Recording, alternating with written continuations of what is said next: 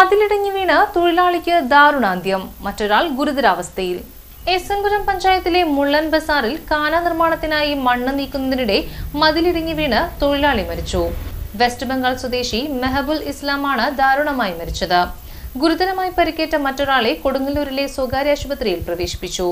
ഇന്നുച്ചയ്ക്ക് 1:30യോടെയായിരുന്നു അപകടം. മുള്ളൻ ബസാർ സെന്ററിന് വടക്കുഭാഗത്തുള്ള റോഡിലാണ് സംഭവം. സമീപത്തെ മറ്റൊരു കാനയിലേക്ക് ലിങ്ക് ചെയ്യുന്നതിനായി പുതിയ കാനയ്ക്കായി കുഴിയെടുത്തുകൊണ്ടിരിക്കുകയായിരുന്നു. പെട്ടെന്നാണ് അരികിലെ സ്വകാര്യ പറമ്പിലെ മതിൽ തലയ്ക്ക് മുകളിലൂടെ ഇടിഞ്ഞു വീണത്. 2 പേരാണ് സംഭവ സമയത്ത് കാനയിലുണ്ടായിരുന്നത്. 2 പേരെയും ആശുപത്രിയിൽ എത്തിച്ചെങ്കിലും മെഹബുൽ ഇസ്ലാം മരിച്ചിരുന്നു. മതിലകം പോലീസ് സ്ഥലത്തെത്തിയിട്ടുണ്ട്.